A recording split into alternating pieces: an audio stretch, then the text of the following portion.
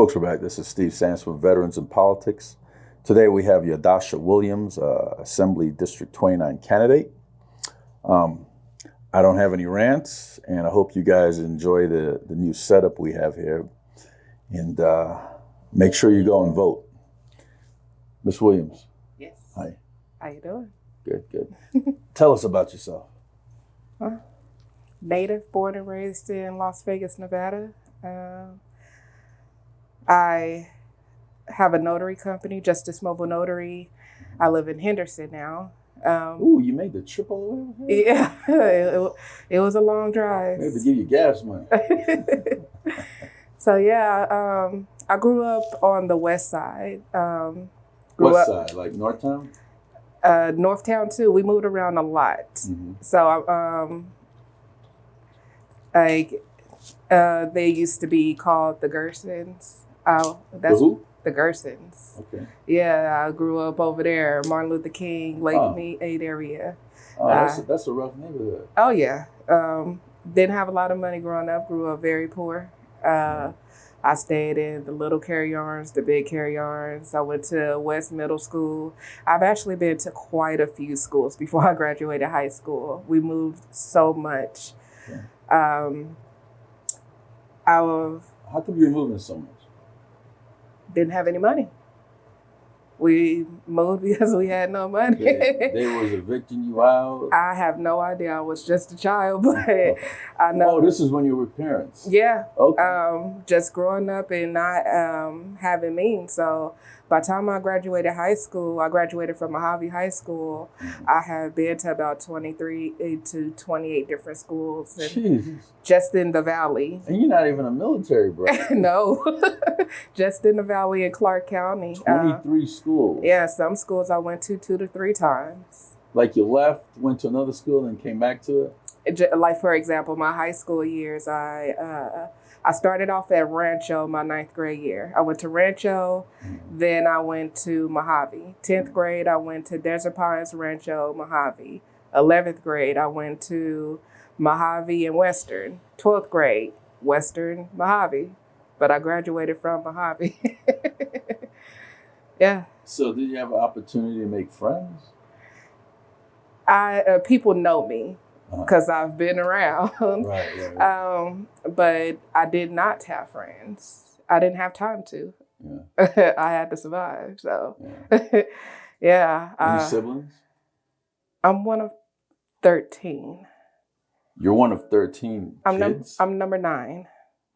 Oh, heck. Yeah, I'm number 9. All from the same parents? No. My dad has 13 children. My mom has 4 daughters. And I'm number 3. Ooh. Yeah. And you all live in the same household?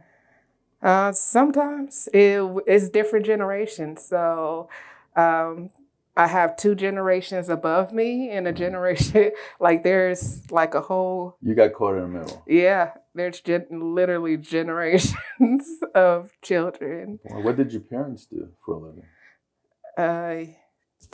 Whatever they could. Like my dad, he did a lot of construction and he helped build a lot of the churches and the houses on the west side. Mm-hmm.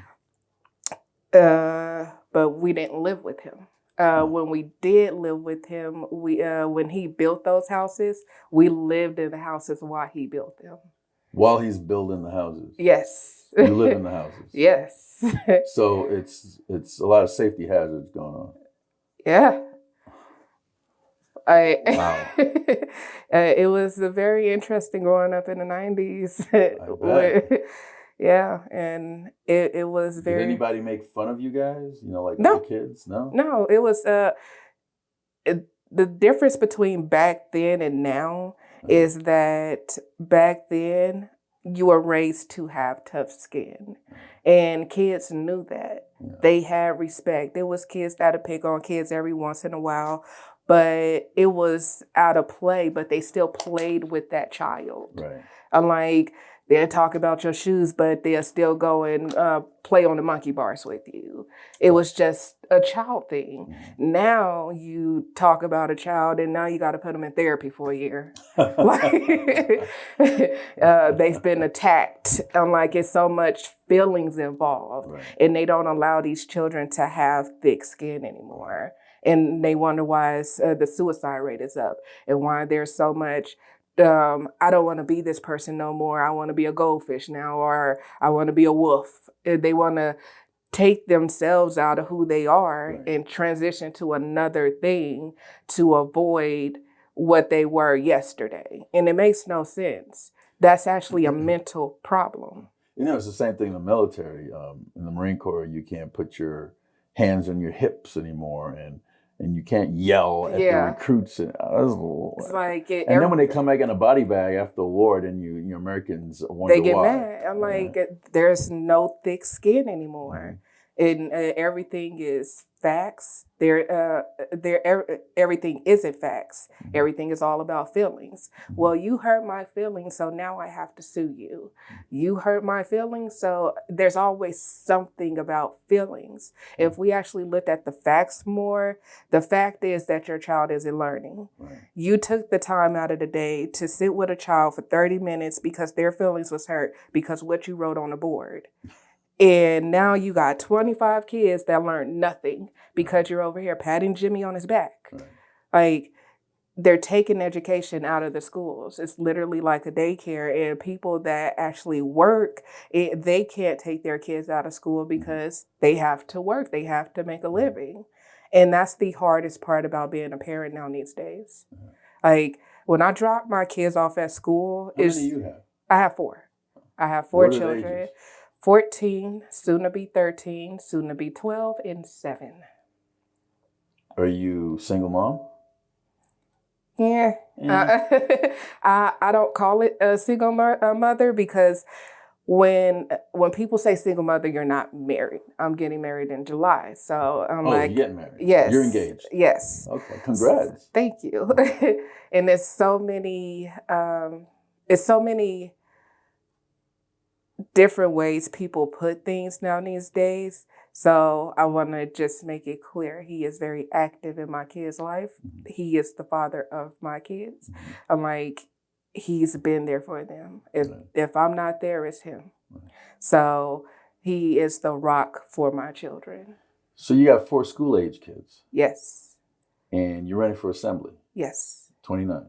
Yes. And you understand that you're going to be gone 4 months, sometimes 5 months. Yes. Every other year. Yes. If you get reelected and elected, blah, blah, blah. Mm-hmm. And you're going to be in Carson City. Yep. Your children are here.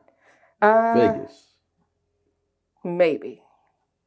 Or are you going to pull them out of school and put them in a school? Well, with how the schools are going, we've been discussing on going back to homeschool. Yeah. So I homeschooled my kids during COVID. And it actually helped boost their grades. And the problem was that I wanted them to be back in a school setting, right, so I could work more, so we could provide more. And putting them back in school has just been like, what did I do? I'm like, the math in the school is this Common Core math that they have is horrible. Right. The kids aren't learning. It's something new every single year because they have a different teacher every single year.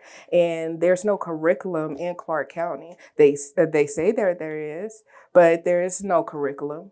Every school teaches differently. You can literally go to one school and be the smartest kid in the class, and you could move and go across the street to another zone school and be the dumbest kid in the class. There is no curriculum out here. And it destroys the kids and how they maneuver through, and they get no help. So when I homeschool my kids, they did a whole lot better. And it's either private school or homeschool. And based on once we get to November, they're going to be homeschooled. I'm like, I would feel more comfortable in that way. So I've been more or less transitioning to figure out what's the next steps to get to properly provide for each grade level. As when my son was ahead, they were talking about how he was too advanced and he needed to slow down. He was always the first one done in the class with his classwork, so he would go around helping other kids, or they would just give him more work to do. He never came home with homework because he did it before the end of the day. He Sounds like a smart kid. Yeah, very smart. He wants to be a police officer. Yeah. Yeah, so before we were actually just talking about this last night. He has a dream project coming up, and I got to print out some paperwork for him today because he wants to make a me board. So his start is to he wants to go to the military and then go from that to police officer. And I'm like, sounds like a good plan. Oh yeah. I'm like, he puts a lot of thought into and this is what I teach all my kids. Put thought into what you're doing, because if you do not put thought into it, you're just living for the moment.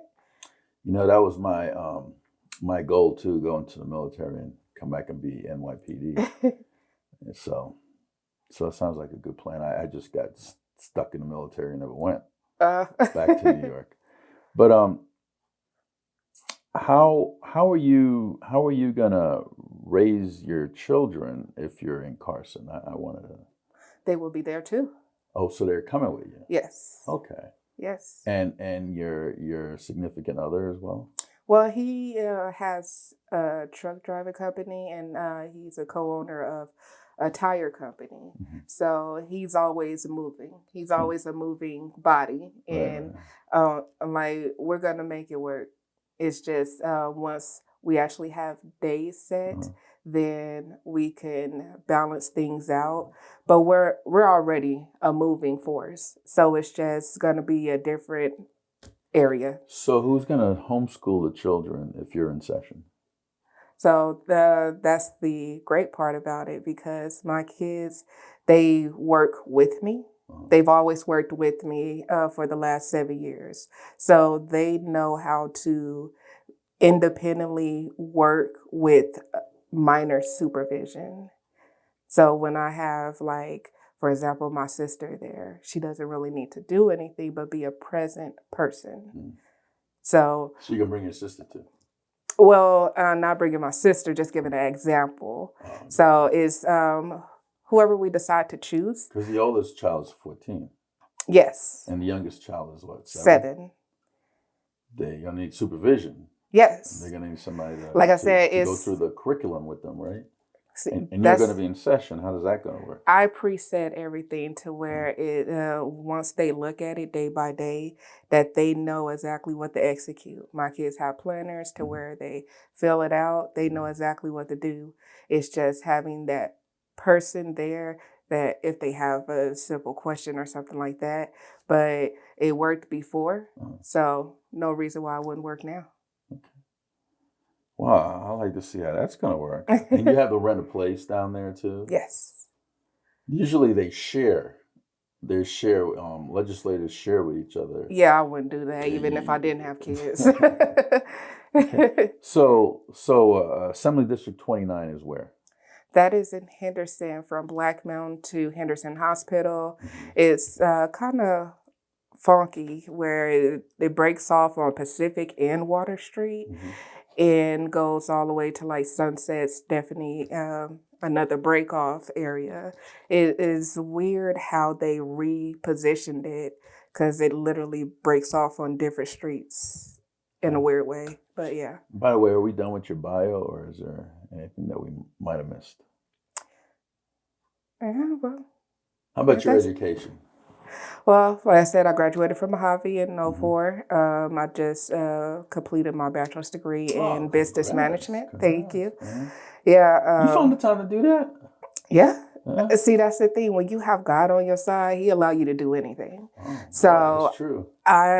Anything that comes my way, I don't do it without Him first. Okay. So you're a religious person? Very. What's your religious background? Christian. Okay. Yes. So it's kind of weird how I got into it. So growing up, like, my dad is from the 40s. Okay. So by the time I was born, everybody was in my family dying. So, yeah, we were always in church. Always in church. Praying for another day. Yeah.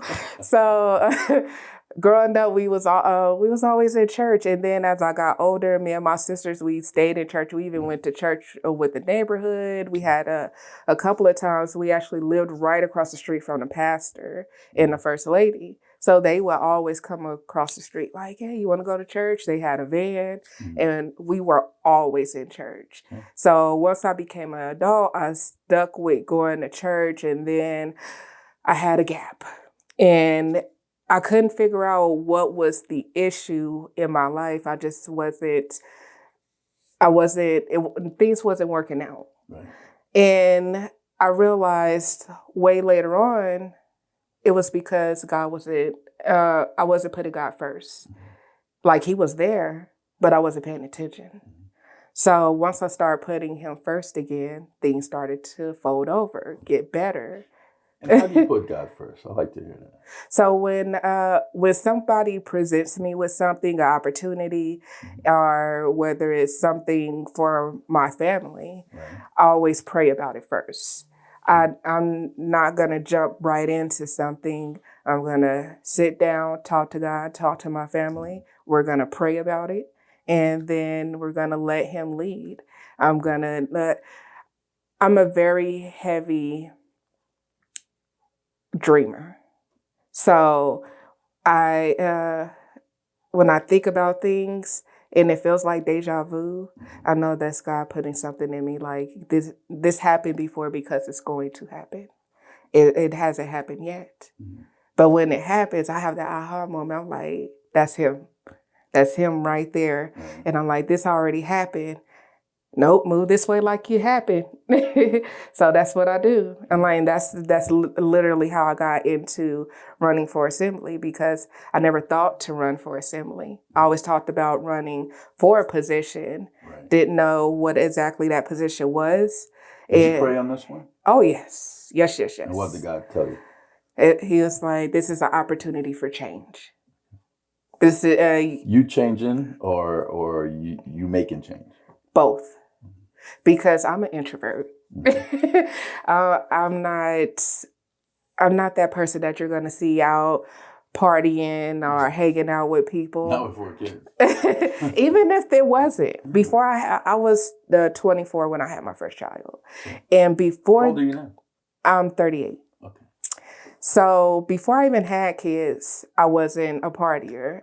I was at home watching Matlock.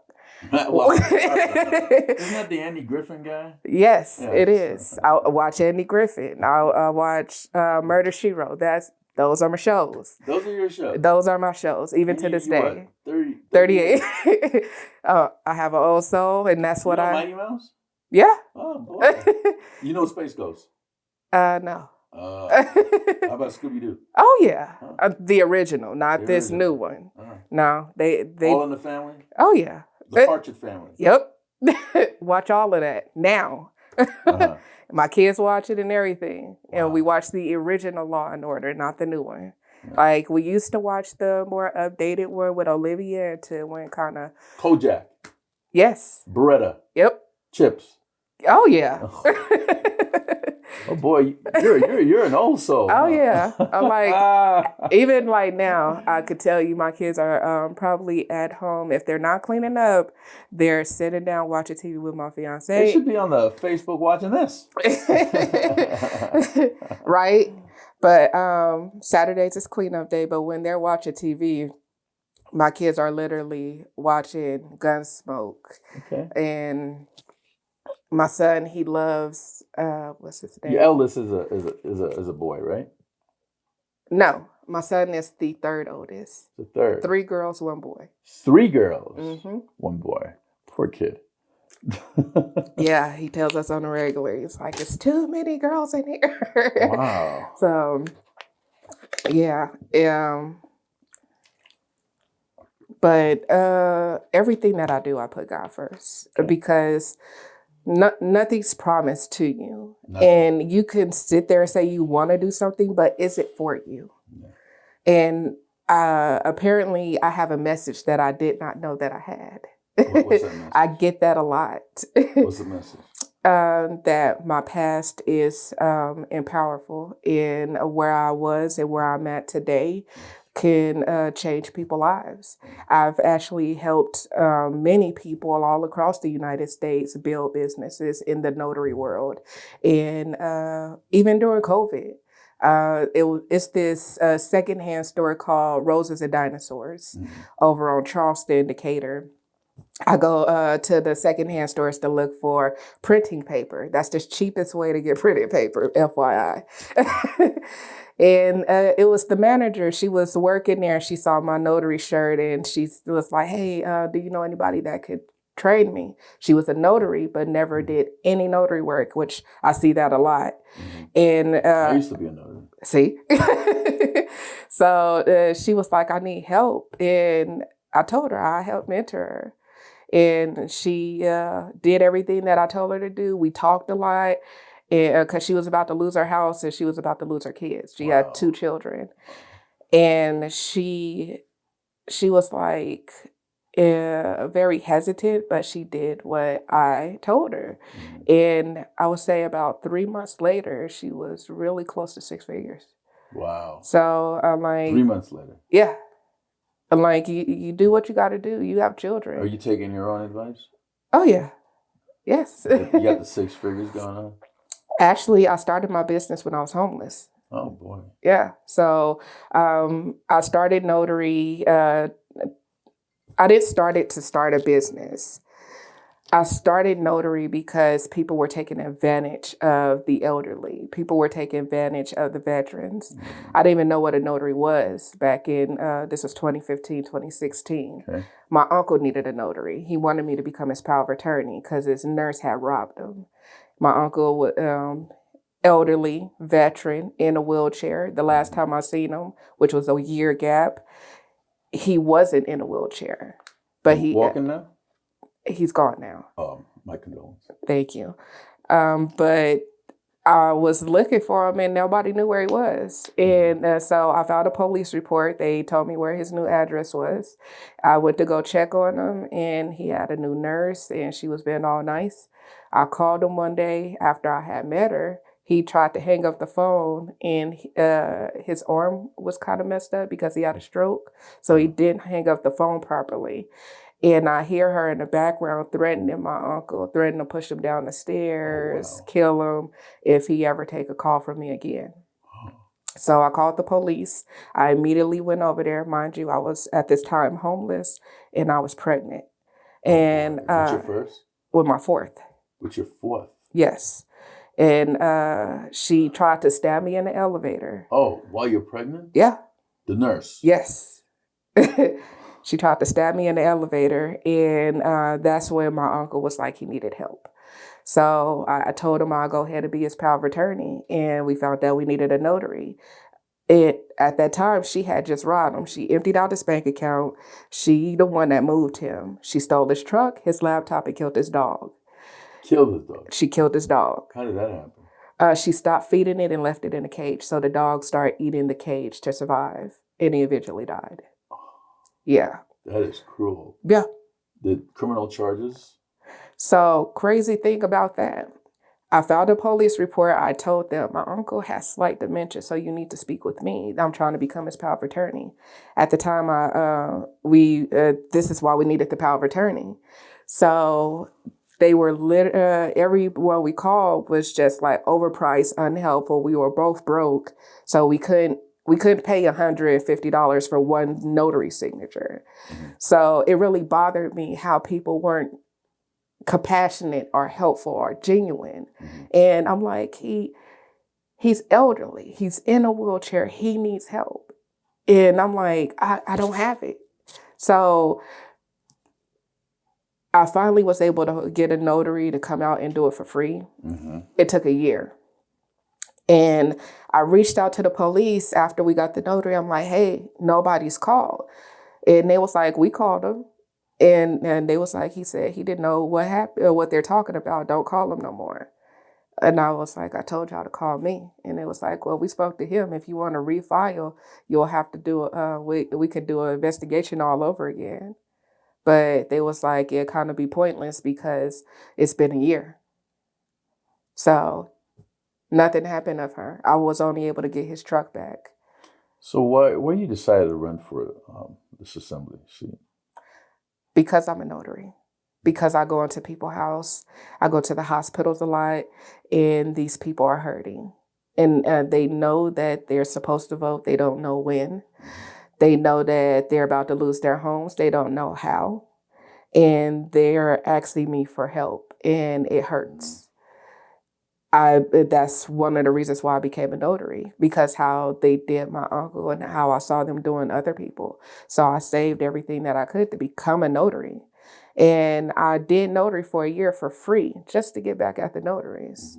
And I had no intention of turning it into a business. To a lady in Henderson, she would call me every single week, at least 3 times a week, to do a notary for her. What she got going on? Yeah, she needed notaries for her cats. Her cats? Yeah, she was a very wealthy woman, and she wanted to make sure her cats were taken care of. How many cats does she have? 6. And she would call me to do notaries for her cats. So She I would put the come. cats in her will? Yes. Whoever took her cats, that's who got the money. And she had it all laid out. Wow. And sometimes you could tell she just needed somebody to talk to. So I would sit with her and talk to her. And she told me I was one of the nicest people that she's ever met. And she was like, she's going to give me the best free advice that she could ever give me. And she told me to turn it into a business. So I did. And in my first year, I hit 6 figures. Wow, congrats. Yeah. So I'm like, if it wasn't for that lady, I wouldn't be here. But it took God to speak within her for me to get here. And it was a struggle. It still is, because the Clark County has changed a lot. And I know a lot of notaries out here, and it's unfortunate. I hear these notaries, they're doing Uber or Lyft on top of notary, or they're working at McDonald's and Walmart. You used to be a notary full time, and now you can't even do it because you can't make ends meet. So I always try to find a way to help people. That's what bothers me about society. People looking for the ultimate goal to line their own pockets. And sometimes you have to make sacrifice to better other people. It will eventually turn around. You're going to struggle, but you have to do what you have to do to feel good, to make the world better. And I just can't sit there and watch people struggle. It just doesn't sit right with me. So what bills you want to introduce, or what laws you would like to amend? So one of the laws I like to amend is the $1,200 the $1,200 that they put in place for theft. That's crazy. That is just too high. You're not going to tell me somebody about to break into my house and steal up to $1,200 worth of stuff, and you're not going to do anything. All they're going to do is get a slap on the wrist. I have friends that have been robbed and mugged at Vaughn's Albertsons in Henderson in broad daylight. And they called the police, and they were told to fill out an application online. Oh, shit. Yeah, because it wasn't over $1,200. Like, wow. That is crazy. So we need to amend that bill. We need to put a bill in place that holds parents accountable for their children's actions. It's too many kids that is putting their hands on teachers. It's too many kids, and young adults too, but we need to focus on the kids at a young age now so they can turn into proper young adults so this stuff don't happen. It's funny you say that, because my daughter said, "Hey, Dad, how come you let me go on a walk?" I'm like, "Baby, it was like 11:30 at night." Oof. She goes, "Oh, I know the neighborhood. I go on a walk." And I'm like, "Well, I'm responsible for you." Right. You're the parent. I said, when you're 18 years old and you want to take a 11:30 at night walk, that's on you. That's on you. But until then, your responsibility is her life. Exactly. And like, because, hey, you don't know who she'll walk past out there. Maybe they'll do something to her, or maybe she'll find a new friend that just want to rob a bank or break into somebody's car or steal a package. Now it's your responsibility. Yes. So you don't know who house you walk up to that has a gun or whatever. You just don't know. And it's back growing up, parents, they would take responsibility for their kids' actions. Like I remember there was times where I would hear classmates talking, they would be missing for weeks on end. Then all of a sudden they're back at school and they're like, yeah, because the school police, they yanked them out the house, like get in school. They don't do that no more. What's it called? Truancy officers? Yeah, they don't have truancy officers. They have compassion officers now. It's just I understand why you don't want to go to school. Right. It's okay. right. Let's sit down and talk about Let's get that. a Big Mac and fries. Why is our tax dollars going to compassion officers? And let's sit down and talk about it, assistance. Like we have an opportunity and we have a duty to protect our children, and we're not doing that. Somebody needs to change it. And I know there's people out there, they're like, well, I'm helping here and I'm helping there. It's great that you helping the poor community or the minority community. We need to protect children as a whole, and we're not doing that. So like the bill will literally hold parents accountable. When parents are held accountable for their children's actions, those parents will start disciplining their children better, to open their eyes to being more respectful, more present, and being more conscious of what they do before they do it. These kids don't care anymore. The parents don't care anymore. We can't keep having tablet children. We need more focused children. Tablet? What do you mean? They're sitting in front of tablets, laptops, game systems all day long. Even when they come to school, I stay at my kids' school until the bell rings. I bring them on time, but I sit there and I wait because of traffic. It's horrible. So I'm just looking at the parents drop their kids off. You see doors slinging open, kids just jumping out while they're on their phones, while they're on their tablets, and the parents peel out like if there's no other kids there. I'll see at least 4 kids almost get hit a week. Wow. And it's sad because the parents aren't paying attention, the kids aren't paying attention. So what other bills you like to see move forward? So outside of those two, I've done a couple. So right now, let's go back to notary. When you register as a notary, you need your license in order to get your stamp license number. And it takes up to 8 weeks for them to respond. And sometimes it takes longer. If you want to become an online notary, which also I'm an online notary, Online? Yes, a remote online notary. How do you physically see these documents? So we use a third-party vendor that's licensed by the state of Nevada, and they vet them by doing a third-party verification. Yes. So it used to be just 7 states. Once COVID hit, it jumped up to about 13 to 17, and now it's a bit more, but they have more stricter laws. When it comes to Nevada, we could pretty much notarize a huge majority of the documents where other states cannot. But when you become a remote online notary, you have to have a designated vendor to do that. And it takes weeks on end to do that. But if you want to switch companies to a different third-party vendor, it takes even longer.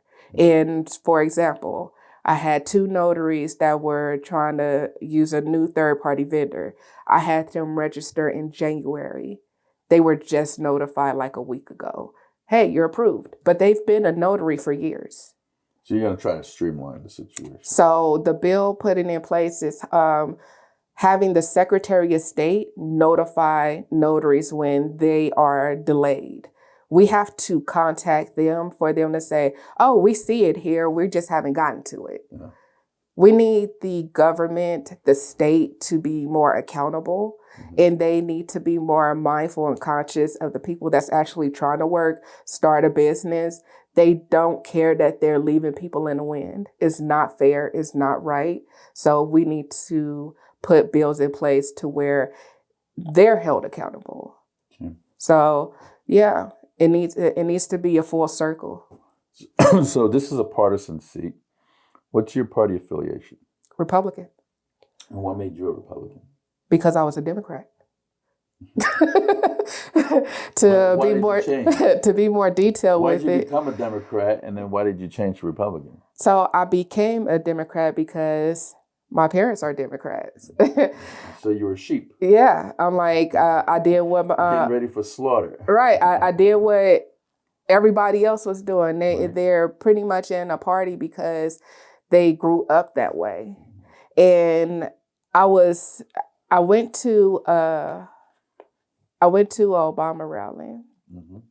when I was pregnant, and it was like a lot of people there, and I met a couple of people that worked with them, and I started doing more research because I was like, I need to know more. Mhm. So I started doing more research, and then I was like, this isn't right. What I saw, it wasn't right.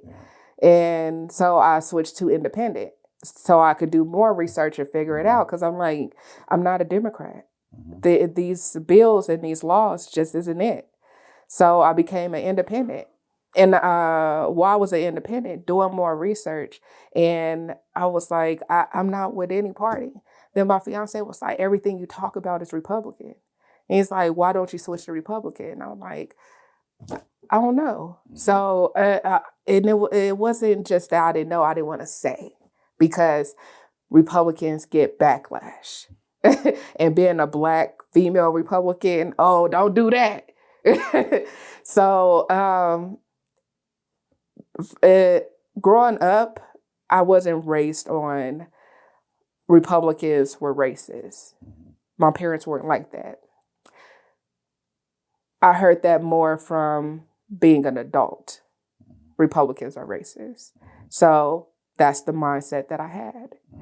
Once I started doing my own research, I'm like, I haven't heard or seen anything racist at all.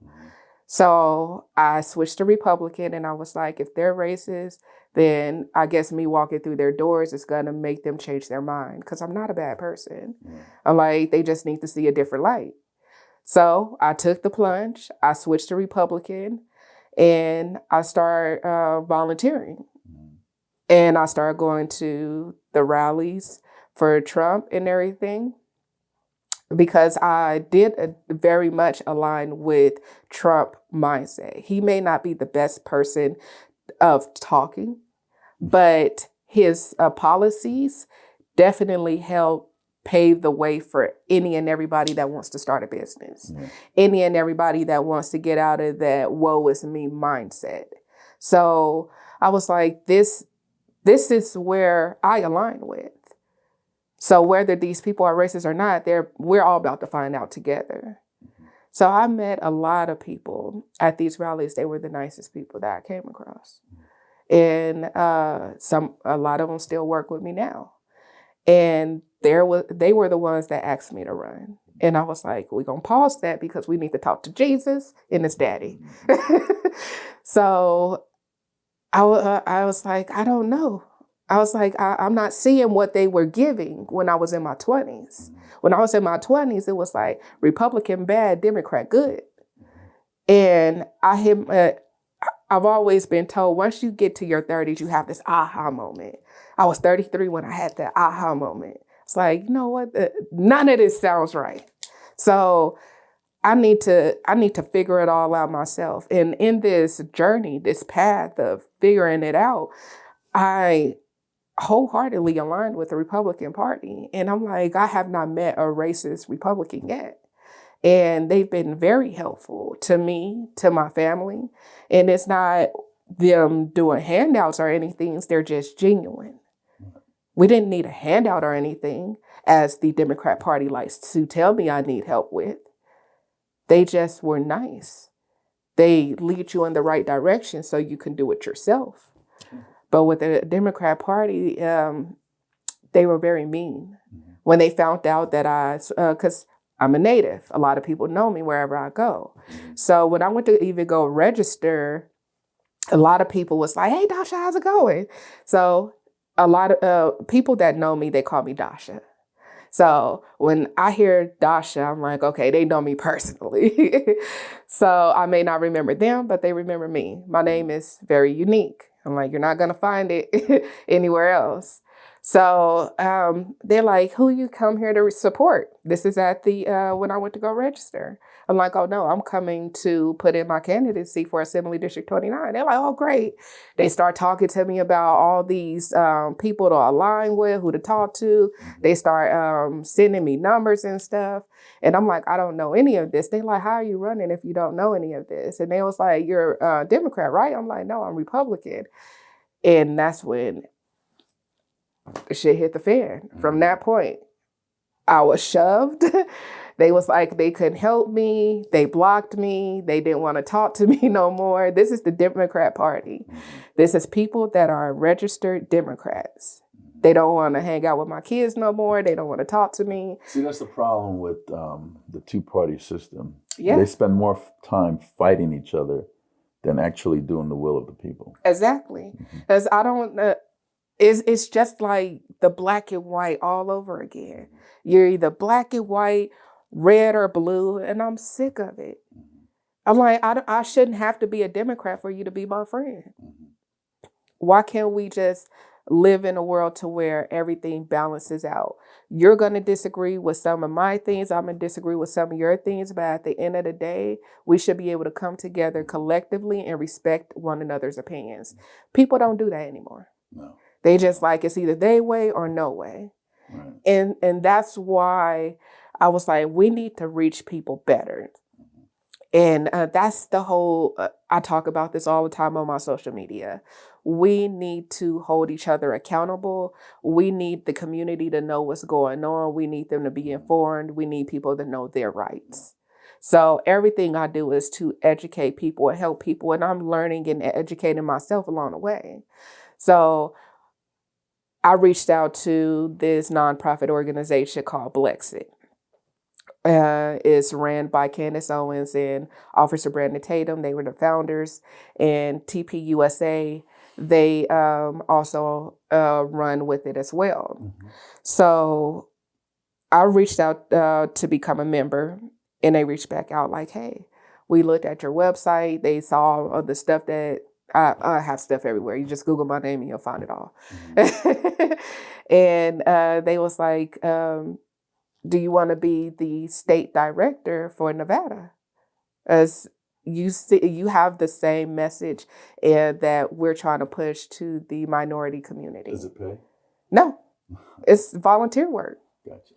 And I thought about it and I'm like, hey, if God didn't want me to do it, he would have never put it there for me to accept it.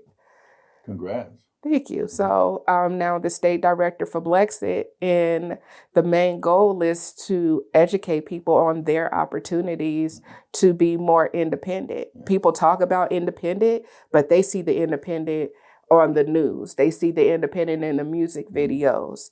That's not the type of independent we're talking about. We're talking about getting a check without looking for a check to be handed to you. Yes. Boots on the ground, get into work, figure it out on your own. Like, people are willing to help you when you're willing to help yourself. God helps those who help themselves. Right? Amen. So, well, Yadusha, we're running out of time. But Mark's going to zoom in on you, and you have the final say. If anything that we missed and you want to get across, you have the opportunity to do that. Absolutely. And getting people to vote for you. And do you have a primary? Yes. You do have a primary. I do have a primary. Okay. So you probably want to give your website and your point of contact and all that good stuff. Yes. Okay. So again, my name is Yadusha Williams. I'm running for Assembly District 29. My website is williams4nv.com, and 4 is FOR.